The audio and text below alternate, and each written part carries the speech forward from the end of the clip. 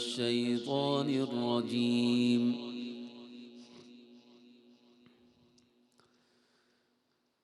بسم الله الرحمن الرحيم.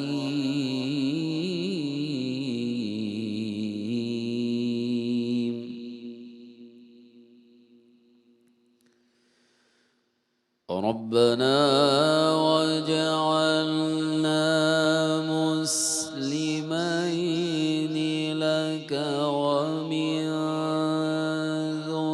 ذريتنا أمة مسلمة لك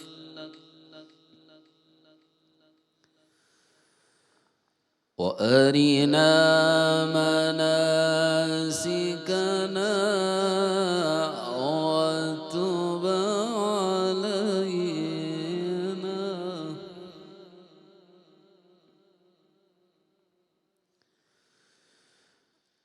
ربنا واجعلنا مسلمين لك ومن ذريتنا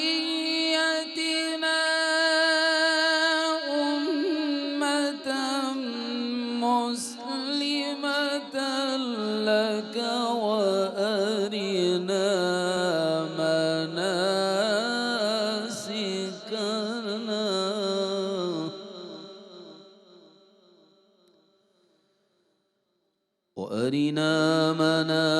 مناسكنا وتب علينا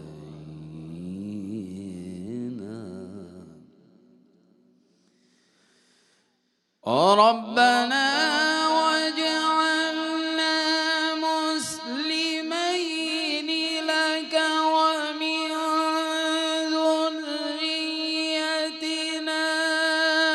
أمة مسلمة لك وأرنا مناسكنا وتب علينا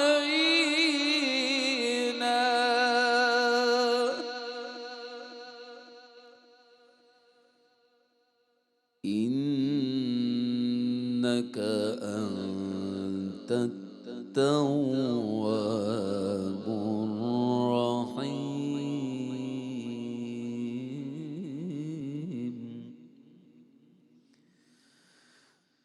ربنا وابعث فيهم رسولا منهم يتلو عليهم آياتك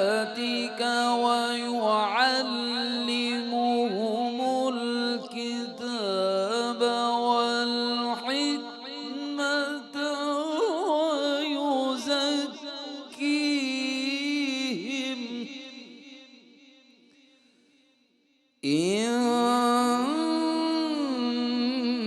إنك أنت العزيز الحكيم. صدق الله العظيم. بسم اللہ الرحمن الرحیم. السلام علیکم ورحمۃ اللہ وبرکاتہ. سامعین محترم، قاری صاحب نے خوبصورت آواز میں قرآن کریم کی سورہ بقرہ آیات 128 اور 129 کی تلاوت کی. اس کا ترجمہ ہم پہلے دیکھ لیتے ہیں، پھر اس کی تفسیر کی طرف ہم بڑھیں گے. اللہ پاک نے ارشاد فرمایا: اے ہمارے رب، اور ہمیں خاص اپنی فرما برداری پر برقرار رکھ، اور ہماری اولاد میں ایک امت کو خاص اپنا فرما بردار کر، اور ہمیں حج کی عبادت بتا، اور ہماری توبہ قبول فرما. بے شک تو ہی بہت توبہ قبول فرمانے والا، بہت رحم فرمانے والا ہے. اے ہمارے رب، انہی میں سے ایک عظیم رسول بھیج دے جو ان لوگوں پر تیری آیات کی تلاوت کرے اور ان کو کتاب اور حکمت کی تعلیم دے اور ان کے نفوس کی اصلاح کرے. بے شک تو ہی بہت غالب ہے، بڑی حکمت والا ہے۔ سامعین محترم، آپ جانتے ہیں کہ اس سلسلے میں جو ہم پچھلے پروگرام میں بھی اگر ہم دیکھیں تو حضرت ابراہیم علیہ السلام کی جو دعائیں ہیں ان کا تذکرہ ہو رہا ہے، اور حضرت ابراہیم علیہ السلام بیت اللہ کی تعمیر کرتے ہوئے، اس کی دیواریں اٹھاتے ہوئے، ساتھ میں پہلو میں بیٹے ہیں اسماعیل جن کی عمر 13 سال ہے، اور تعمیر کرتے ہوئے جو رب سے دعائیں مانگ رہے ہیں وہ دعائیں اللہ پاک نے ذکر فرمائی۔ قبولیت کی دعا تھی وہ اس سے پہلے ذکر ہو گئی۔ اب وہ جو اگلی دعا ہے آیت نمبر 128 میں وہ اللہ پاک نے بیان فرمائی۔ وہ دعا یہ ہے، ربنا، اے ہمارے رب، وجعلنا مسلمین لک، ہمیں، مجھے اور میرے بیٹے دونوں کو اپنا فرما بردار رکھ۔ اللہ اکبر۔ ایک نبی کی سوچ کتنی بلند ہوتی ہے، اس میں کتنی عاجزی ہوتی ہے اور کتنی حقیقت پر مبنی ہوتی ہے، آپ اس سے اندازہ لگا سکتے ہیں۔ مطلب آپ نے جو نیکیاں کی اس کا کوئی ذکر نہیں، اس کا کوئی گھمنڈ نہیں، اس کے اوپر کوئی اترانہ نہیں، اور اس کی وجہ سے کوئی ایسا اطمینان نہیں کہ اگلی زندگی میں آپ مطمئن ہو جائیں کہ اب میں جو بھی کروں ہیں جی۔ ہم لوگ تو تھوڑا سا کوئی نیک عمل کر لیں تو پھر ایک دن اچھے سے نمازیں پڑھ لی تو دوسرے دن ہم بہت ہی مطمئن ہو جاتے ہیں کہ میں نے پتہ نہیں کیا کر لیا ہے جی۔ تو نیکی کے بعد جو ہے نا وہ شیطان ہمیں بہکاتا ہے کہ یار بہت ہو گیا، بس اب کچھ اور بھی کر لیا جائے۔ نہیں نہیں، نبی کا رستہ کیا ہوتا ہے، یہ بڑا مقام، توجہ کا مقام ہے کہ وہ ابراہیم جو نمرود کے دربار میں کامیاب ہو کر آئے، وہ جو آگ کی آزمائش سے گزر کر آئے، وہ جو بیٹے کی گردن پر چھری جو ہے وہ چلانے کا جب کہا گیا تو وہ اس سے بھی گزر آئے، وہ سب کچھ کر کے آ چکے ہیں، بیت اللہ کی تعمیر کر رہے ہیں، لیکن اب ان کی دعا آپ دیکھیں، یا اللہ مجھے اپنا فرما بردار رکھنا، کہیں میں تیری نافرمانی نہ کر بیٹھوں، میں اور میری اولاد، میں اور میرا بیٹا، یا اللہ ہمیں اپنا فرما بردار رکھنا۔ تو یہ ایک بڑی ایک مستقل مزاجی، جس طرح ہم دنیا کی چیزوں میں کرتے ہیں نا کہ اگر ہم کنٹینیو کسی کام کو مصروف عمل رہیں گے تو کامیابی حاصل ہوگی، ویسے ہی یہ نبیوں کی ہمیں تعلیم ہے کہ آپ نے خدا کی اطاعت میں بڑی مستقل مزاجی سے رہنا ہے، جب تک کہ آپ اللہ کے حوالے نہ ہو جائیں، اللہ کو پیارے نہ ہو جائیں، اور اللہ کے قریب نہ چلے جائیں، یعنی وصال نہ ہو جائے، اس وقت تک آپ نے یہ فکر رکھنی ہے اور اس کے لیے دعائیں کرنی ہیں کہ اللہ بس تیری ہی چوکھٹ ملے، تیرا ہی در ملے، اور کسی طرف میں نہ جاؤں، مسلمین لک۔ اور پھر اس کے بعد جو ہے وہ کہتے ہیں کہ وَمِن ذُرِّيَّتِنَا، اور ہماری اولادوں میں سے بھی امتم مسلمتن، ایک ایسی امت پیدا کر، وہ امت بھی مسلمہ ہو۔ ہم آج امت مسلمہ کہلاتے ہیں تو ہمیں یہ نام حضرت ابراہیم علیہ السلام نے عطا فرمایا ہے، جو جد امجد ہیں بے شمار نبیوں کے۔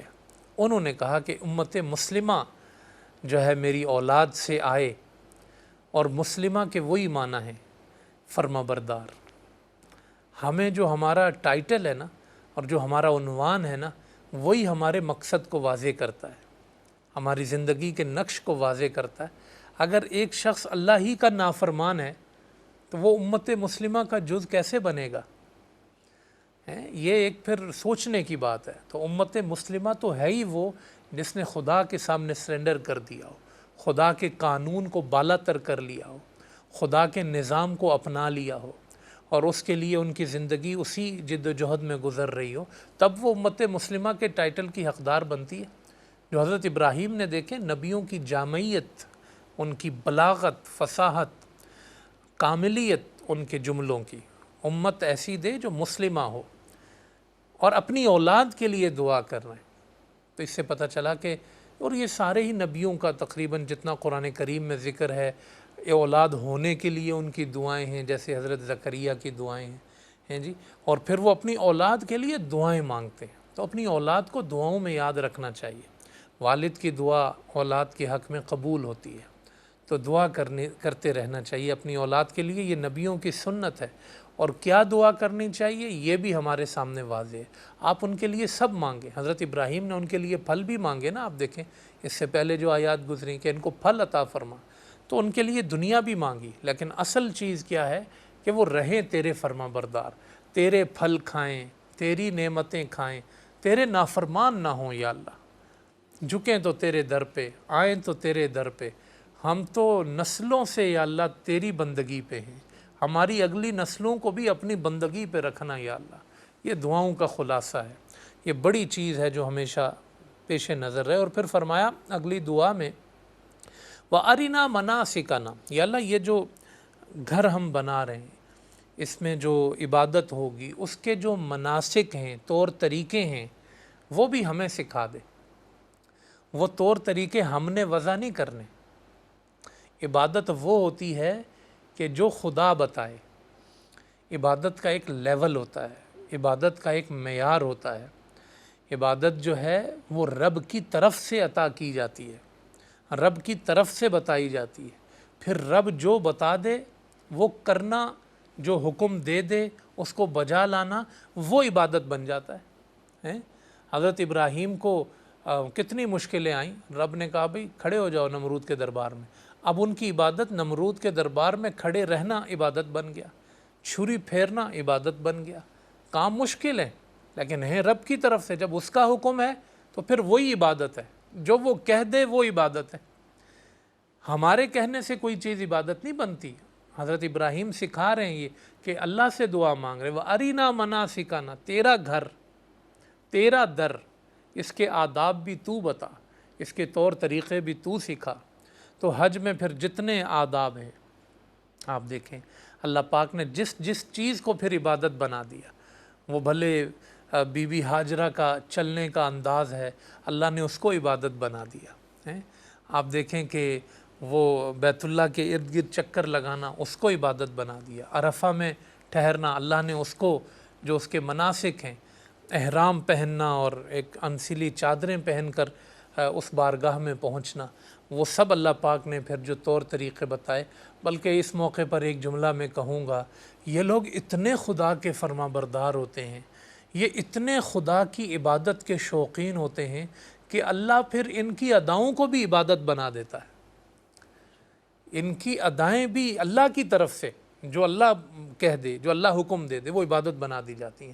یہ کتنے جذب کی کیفیت میں ہوتے ہیں، یہ کتنے خدا کی بارگاہ میں کھوئے ہوئے ہوتے ہیں، اور یہ کتنا خدا کے لیے وقف ہو جاتے ہیں، یہ بھی ہمیں یہاں سے سمجھ آتی ہے۔ تو عبادت جو ہوتی ہے نا، وہ اللہ رسول کے حکم پہ ہوتی ہے۔ اب دیکھیں نا، حضرت اویس قرنی تھے، ایک طرف ان کا شوق تھا، شوق کیا تھا، میں جا کے نبی کی زیارت کر لوں، اور دوسری طرف نبی کا حکم تھا کہ والدہ کو تنہا نہیں چھوڑنا چاہیے۔ تو انہوں نے اپنے شوق کو بالا نہیں رکھا، نبی کے حکم کو بالا رکھا، کہ شوق جتنا بھی اچھا ہے وہ عبادت نہیں ہے۔ اس وقت عبادت وہ ہے جو مصطفیٰ کا فرمان ہے، تو وہ نہیں آئے زیارت کو، حضور کی زیارت کو نہیں آئے، کیونکہ حکم یہ تھا کہ جب والدہ کے پاس کوئی نہ ہو تو آپ ان کی خدمت میں رہیں۔ تو انہوں نے حضور کے قول پہ عمل کیا، اپنے شوق پہ عمل نہیں کیا۔ تو کتنا بلند مقام ان کا، آپ دیکھیں حضور ان سے دعائیں کراتے ہیں اپنی امت کے لیے۔ تو یہ ہے کہ آپ زندگی میں اپنی یہ نہ دیکھیں کہ میرا یہ جی چاہ رہا ہے تو میں یہ کروں، بلکہ یہ دیکھیں کہ وہ جو جی چاہ رہا ہے وہ خدا کا حکم بھی ہے یا نہیں، وہ خدا کی شریعت میں داخل ہے یا نہیں، خدا کی شریعت میں اس کی اجازت ہے یا نہیں۔ تو خدا کا حکم عبادت بنتا ہے، مصطفیٰ کا فرمان عبادت بنتا ہے، یہ ہمیں سکھا دیا گیا۔ وَأَرِنَا مَنَاسِكَنَا وَتُبْ عَلَيْنَا، اور ہماری توبہ کو قبول فرما، ہم تیری طرف ہی رجوع کرتے رہیں گے اور تو ہمارے رجوع کو قبول کرتے رہنا۔ اِنَّكَ أَنْتَ التَّوَّابُ الرَّحِيمُ، تو تواب، توبہ قبول کرنے والا، الرحیم، رحم فرمانے والا۔ اگلی دعا اور شاندار ہے، اور وہ دعا کیا ہے کہ یا اللہ ربنا وبعث فیہم رسولا، ان میں ایک عظیم الشان رسول بھیج۔ آئے ہائے، حضور علیہ السلام کہا کرتے تھے انا دعوت ابی ابراہیم و بشرا عیسیٰ، میں اپنے والد ابراہیم کی دعا ہوں، میں عیسیٰ کی بشارت ہوں۔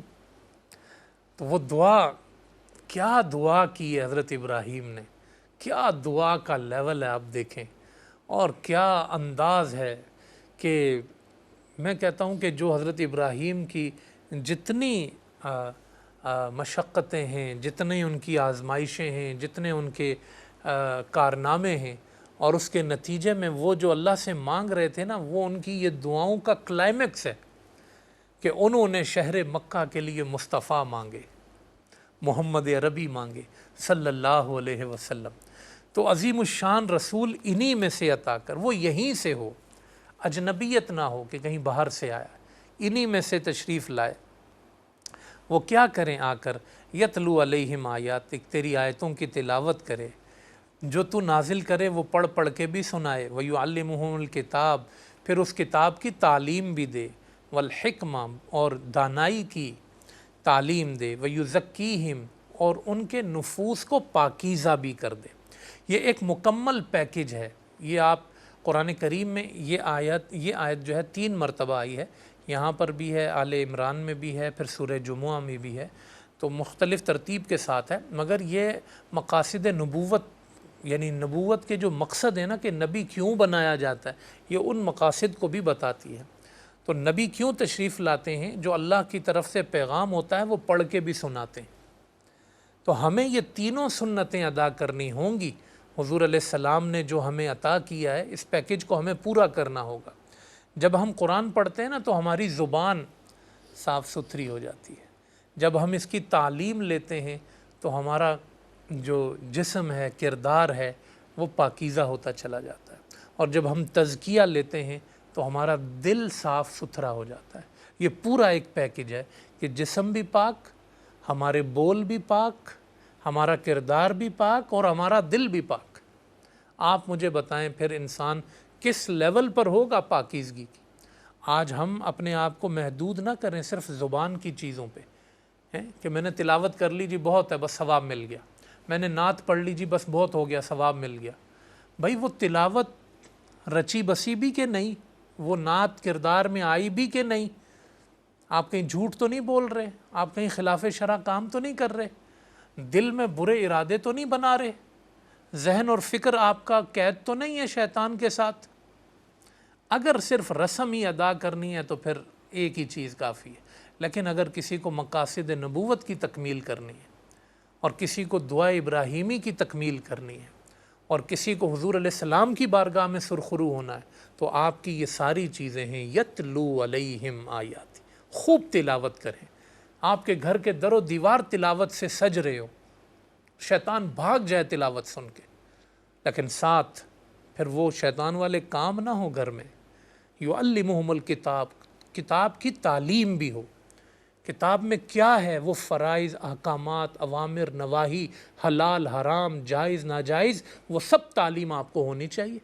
اور پھر اس کے بعد عبادت کی کثرت، نیک نیتی اور دل کی پاکیزگی، وہ اس کا ثمرہ ہے، وہ اس کا پھل ہے۔ اللہ پاک یہ پورا پیکج امت مسلمہ کو، ہم سب کو نصیب فرمائے، اس کا ذہن بنانے کی توفیق عطا فرمائے۔ ان آیات کی تفسیر مکمل ہوئی، اب ہم ایک وقفے کی طرف بڑھ رہے ہیں، آپ نے ساتھ رہنا ہے، اگلے سیگمنٹ میں حاضر ہوں گے اگلی آیات کے ساتھ۔ أعوذ بالله من الشيطان الرجيم. بسم الله الرحمن الرحيم. ومن يرغب عن ملة إبراهيم إلا من سفه نفسه وَلَقَدِ اصْطَفَيْنَاهُ فِي الدُّنْيَا وَإِنَّهُ فِي الْآخِرَةِ لَمِنَ الصَّالِحِينَ.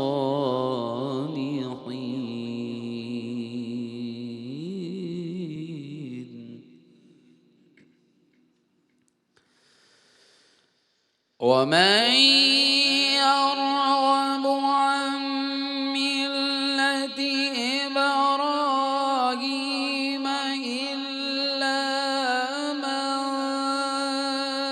سفه نفسه ولقد اصطفيناه في الدنيا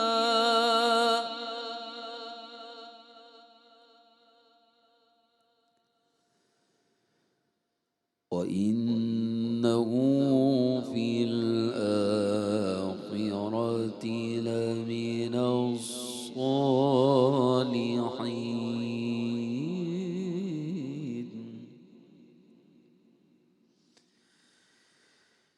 إذ قال له ربه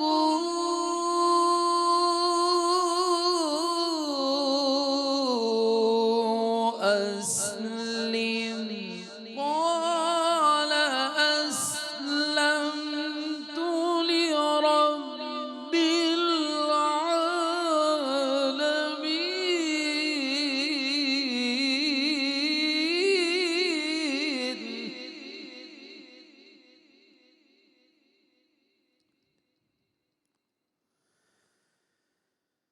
إذ قال له ربه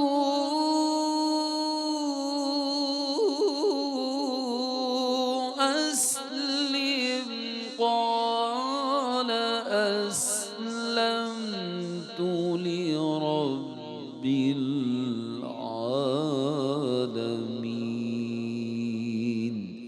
صدق الله العظيم بسم اللہ الرحمن الرحیم. خوش آمدید ناظرین. بڑی خوبصورت انداز میں قاری صاحب نے حسب معمول تلاوت فرمائی. آیات 130 131 سورہ بقرہ. اس کا ترجمہ دیکھتے ہیں، پھر اس کی تفسیر کی طرف ہم بڑھیں گے انشاءاللہ. رب کائنات نے فرمایا، اور جو ملت ابراہیم سے اس شخص کے سوا کون منحرف ہوگا جو بے وقوف ہو، اور بے شک ہم نے ان کو دنیا میں منتخب کر لیا، اور بے شک وہ آخرت میں صالحین میں سے ہیں. اور یاد کیجئے جب ان سے ان کے رب نے کہا میری اطاعت پر برقرار رہو، انہوں نے کہا میں تمام جہانوں کے رب کی اطاعت پر قائم ہوں.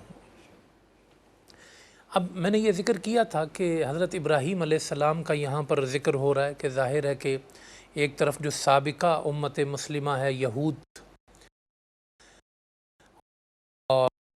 اور ایک بیٹے حضرت اسحاق سے تقریباً 3000 سال تک نبی آتے رہے، پھر دوسرے بیٹے اسماعیل سے ہزاروں سال بعد ایک ہی نبی آئے، اور وہ آخری نبی تھے حضور علیہ السلام.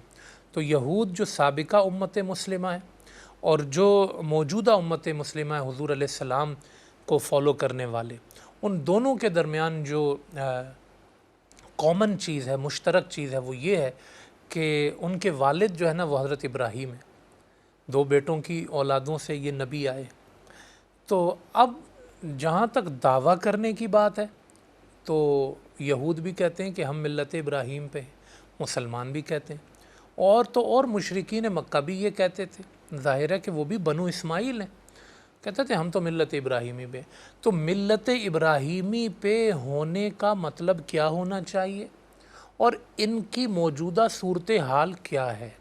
اللہ نے اس کو بڑے خوبصورت انداز میں آیت نمبر 130 میں اللہ نے واضح فرما دیا. ارشاد فرمایا وَمَن يَرْغَبُ عَن مِلَّةِ ابراہیم. یرغبو کا لفظ آیا ہے، راغب ہونا، ٹھیک ہے نا.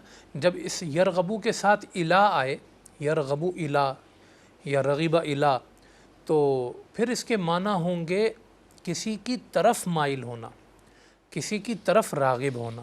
اور جب اس کے ساتھ عن کا ذکر آئے نا، یرغب عن، تو اس کا مطلب ہوتا ہے کسی سے دور ہونا، بیزار ہونا. تو اس لیے فرمایا کہ منحرف ہونا اس سے. تو فرمایا کہ وَمَن يَرْغَبُ عَن مِلَّةِ ابراہیم، ملت ابراہیمی سے بیزار وہی شخص ہوگا، منحرف وہی شخص ہوگا، إِلَّا مَن سَفِیَ النَّفْسَ، جو بے وقوف ہوگا.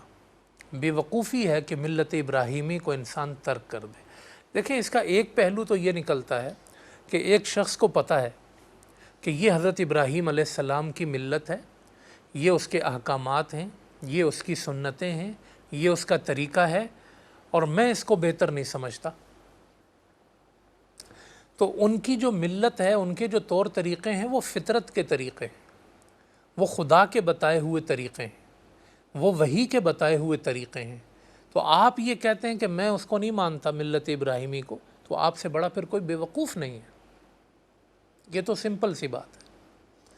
دوسرا پہلو اس میں یہ ہے کہ جو اس سے سابقہ مضامین کے ساتھ جڑا ہوا ہے اور پچھلی ساری آیات کو اس مضمون کے ساتھ جوڑ رہا ہے، وہ یہ ہے کہ ان یہود کا عمل، مشرکین مکہ کا عمل، کہ ایک طرف یہ کہتے ہیں کہ ہم ملت ابراہیمی پہ چلنے والے، ہم ابراہیم کے رستے پہ چلنے والے، اور ابراہیم علیہ السلام کے رستے اور ان کے طور طریقوں میں سے کوئی ایک دو باتیں انہوں نے لے لی اور اس کو بھی اپنے انداز میں کرتے ہیں۔ جیسے مناسک حج ہیں، حج کو یہ مانتے ہیں مگر حج کریں گے اپنے طریقے سے۔ مشرکین مکہ تو ناخن کاٹنا مانتے ہی نہیں تھے، بال کاٹنا مانتے ہی نہیں تھے، ہیں جی، ختنہ مانتے تھے۔ تو چند چیزیں یہ مانا کرتے تھے اور وہ بھی اپنے اپنے طریقے سے۔ اور یہود نے بھی یہی کیا کہ اپنی من پسند کی جو چیزیں ہیں وہ انہوں نے شریعت میں داخل کر دی، کتابوں میں تحریف کر دی، اور اب یہ دعویٰ کرتے ہیں کہ ہم تو ملت ابراہیمی کے ماننے والے ہیں۔ تو زبان سے دعویٰ کرنا اور عمل میں ملت ابراہیمی سے انحراف کرنا، یہ ملت ابراہیمی سے انحراف ہے۔ زبان کے دعوے کسی کام کے نہیں ہیں، اور یہ بھی بڑی بے وقوفی ہے جو آپ نے اپنا لی ہے کہ ملت ابراہیمی کو آپ نے عملاً چھوڑ دیا ہے، فعلاً چھوڑ دیا ہے، پریکٹیکل لائف میں آپ نے اس کو چھوڑ دیا۔ حضرت ابراہیم کوئی مشرک تو نہیں تھے، وہ تو بتوں کو توڑنے والے تھے، بت شکن تھے۔ اے اہل مکہ، تم دعویٰ کرتے ہو کہ ہم ملت ابراہیمی پر ہیں، ہم ابراہیم والے ہیں، ہم ابراہیمی ہیں، اور تم بتوں کے سامنے سجدہ کر رہے ہو۔ تو یہ وہی بات ہے کہ جو اس سے پہلے آیات میں آئی تھی کہ حضرت ابراہیم علیہ السلام نے دعا کی تھی کہ یا اللہ میری اولاد میں سے امام بنا۔ تو اللہ نے کہا تھا آپ کی اولاد میں سے وہ امام بنے گا جو ظالم نہیں ہوگا۔ جو ظالم یعنی آپ کا رستہ چھوڑ دے گا، سمجھو اس نے آپ کی ملت کو چھوڑ دیا۔ تو وہ بھی یہود کی طرف اشارہ تھا، اور اس آیت میں بھی یہود کی طرف جو ہے وہ رخ رکھا گیا ہے۔ تو اب یہود کیا کہہ رہے ہیں کہ جناب ہم تو ابراہیم کے بیٹے تھے اسحاق، اسحاق کے بیٹے تھے یعقوب، یعقوب اسرائیل تھے، تو اسرائیل سے آگے اولاد آئی بنو اسرائیل، ہم تو جو ہے وہ ان کی نسل سے ہیں، ہم تو ان کی اولاد سے ہیں، اور پھر حضرت موسیٰ ہمارے درمیان سے آئے، حضرت ہارون ہمارے درمیان سے آئے، حضرت یوشع ہمارے درمیان سے آئے۔ حتیٰ کہ حضرت ابراہیم کی اولاد میں سے ایک بنو قطورہ بھی ہیں، جو ان کی زوجہ قطورہ بھی تھیں، ان سے بھی آگے ایک نسل چلی، اور وہ بھیجے گئے بنی مدین کی طرف، یعنی حضرت شعیب علیہ السلام، وہ بھی بنو اسرائیل ہیں، وہ بھی حضرت ابراہیم کی اولاد میں سے ہیں۔ تو یعنی وہ بھی ابراہیمی تھے۔ تو اب یہ دعویٰ کرتے تھے کہ ہم تو ابراہیمی ہیں۔ تو اللہ پاک نے وہاں پر یہ کہہ کے کہ آپ کی اولاد میں سے وہ امام بنے گا جو آپ کے رستے پر چلے گا، ظالم نہیں بنے گا۔ تو وہ یہی بات کہہ دی گئی جو یہاں اس آیت میں کہہ دی گئی کہ ملت ابراہیمی سے انحراف مت کرنا، جو اس سے انحراف کرے گا وہ بے وقوف ہوگا، الا من سفیہ نفسہ۔ اور ابراہیم کی شان اگر تمہیں دیکھنی ہے تو بتاؤں، اللہ فرماتا ہے وَلَقَدِ اسْتَفَيْنَاهُ فِي الدُّنْيَا، ہم نے تو دنیا میں ان کو چن لیا ہے۔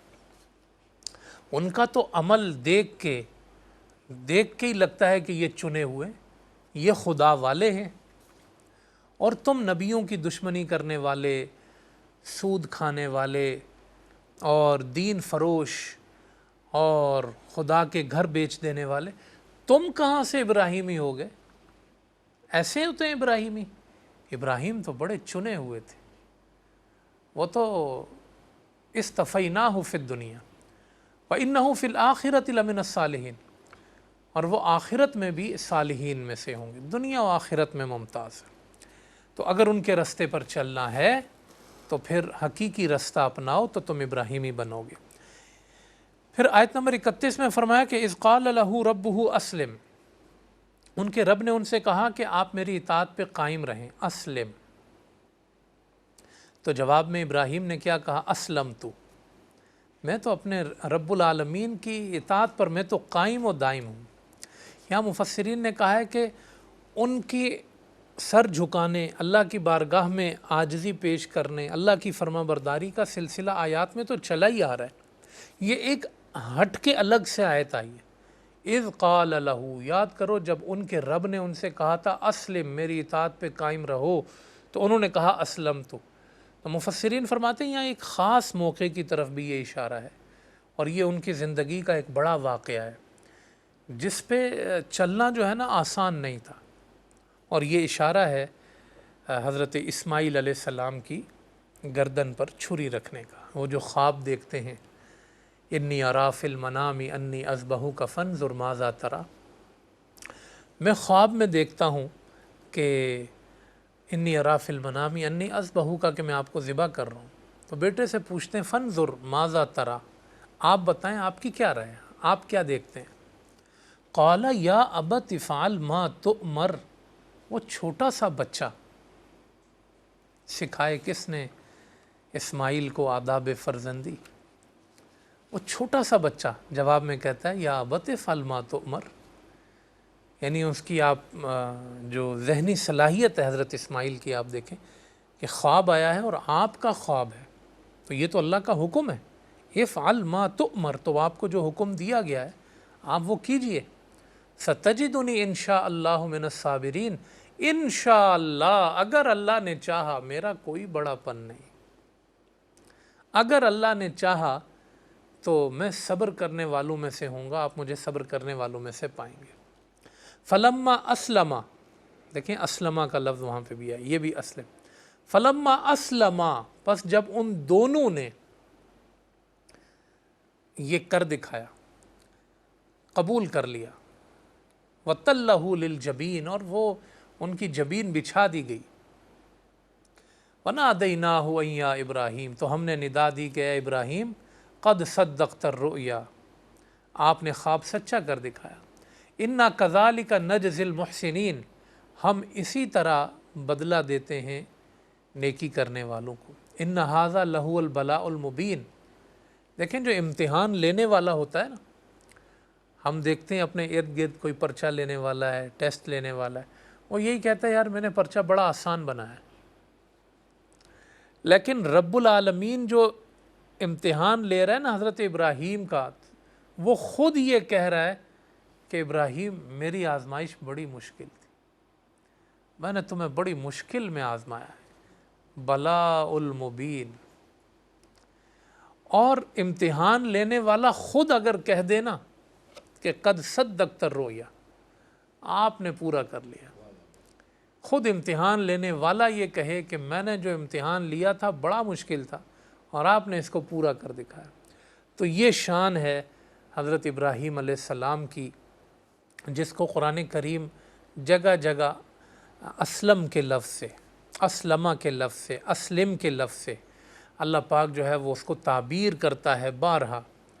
تو وہ ایک خاص واقعہ ہے یہ حضرت ابراہیم علیہ السلام کی زندگی کا، کہ جو پھر قربانی بن کے امت مسلمہ میں جاری ہوا، پھر جنت سے ایک مینڈا لایا گیا، اس کو ذبح کیا گیا، اور آج تک یاد ابراہیمی میں اس واقعے کی یاد میں کیا قبولیت ہے آپ دیکھیں کہ اللہ کہتا ہے کہ اب جانور ذبح کرتے رہو قیامت تک، اگر آپ مجھے کہنے کی اجازت دیں تو میں کہوں گا ہماری قربانیاں حضرت ابراہیم کی اسی رضامندی کا، اللہ کی بارگاہ میں کامیاب ہونے کا ایک جشن ہے کہ ہمارے والد کامیاب ہوئے، جد الانبیاء کامیاب ہوئے، آج اس کی یاد منائی جاتی ہے۔ تو اس لیے اللہ فرماتا ہے اذ قال لہ ربہ اسلم، بھائی قائم رہنا ہے ابراہیم، قال اسلمت، تو ابراہیم کہتے ہیں اسلمت، میں قائم ہوں، یا اللہ میں قائم و دائم ہوں۔ کہاں خدا کے حکم پر بیٹا قربان کر دینا، اس کے لیے تیار ہو جانا. اور کہاں یہ یہود، یہ تو مذاق نہیں ہے، پھر یہ بے وقوفی نہیں ہے، پھر جو فرمایا صفیہ نفسہ.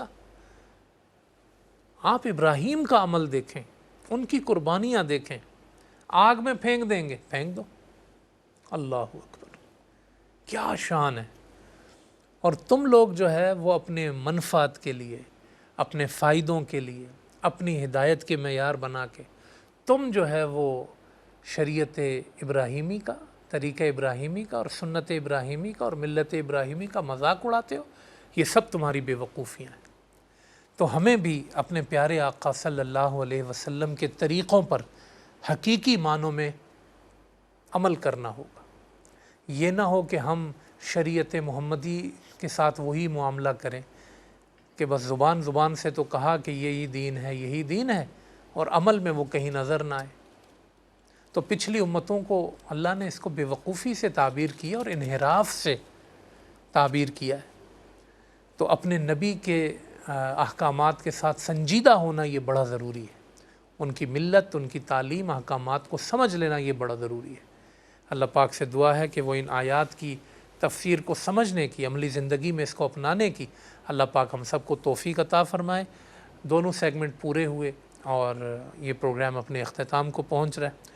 نئے پروگرام کے ساتھ انشاءاللہ آپ کے سامنے حاضر ہوں گے. ہمارے ساتھ جڑے رہیے اور اس وقت اجازت